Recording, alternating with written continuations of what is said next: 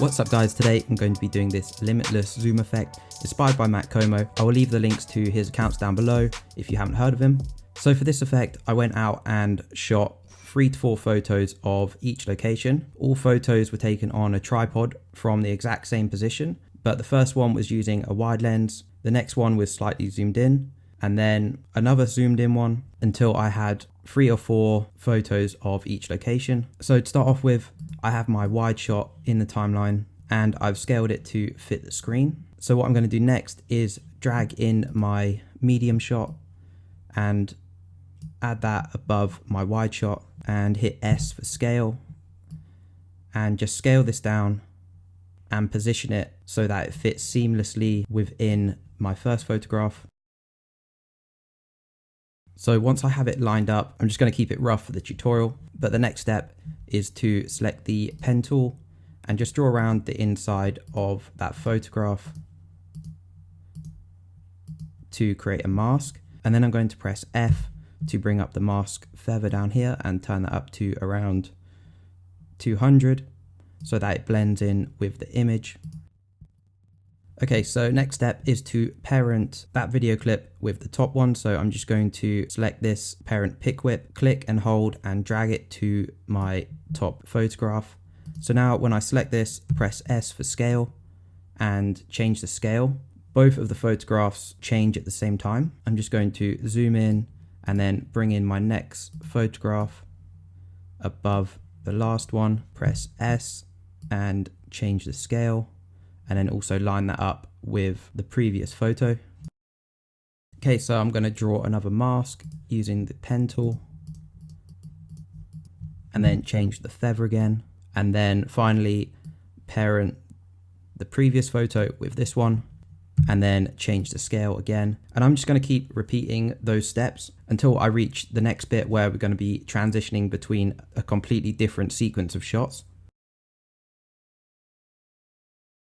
So what I'm going to do for my next sequence of photos is place them in this gap in the buildings. So what I'm going to do is drag in my photo and scale it down so that it covers the hole in the buildings completely. I'm going to select it, disable the video clip, and then just draw a mask around the hole in the buildings. And then I'm going to re-enable my video clip, parent the previous photo to the top one, bring up the scale, and then we can zoom in so that it reveals the next shot. And then I think I have one more which I'm going to add in and just repeat the same steps that I did before. So on this one, the colors are a bit off. So what I'm going to do is select that clip, go up to Effect, Color Correction and Curves, and then I can just change the levels of this photograph to match the previous one. And then I'm just going to parent the previous photo with that top one. So the next step is to make sure the anchor point is dead in the center. So what I'm going to do is click this, go to Title Action Safe, go up here to the anchor point tool and just make sure this anchor point is lined up with my cross in the middle. Turn off the action safe. So now what I'm going to do is add the zoom in to where you want the video to finish, click scale, go all the way back to the beginning of your timeline and put in the scale 0.5 to start off with. If you have a lot of photos then you need to go a lot lower than this, but because I only have a few, 0.3 seems to work. If I play this back, it will zoom in really fast, so we need to slow that down. So to do that, what I'm going to do is select my keyframes, right click, go to keyframe assistant and exponential scale. And this is just going to slow down the zoom in so it's at a nice steady pace. And if you want to make it even slower, just drag your last keyframe even further down the timeline, reselect them, right click, go to keyframe assistant, exponential scale, and that will slow down the zoom. And it should look like something like that.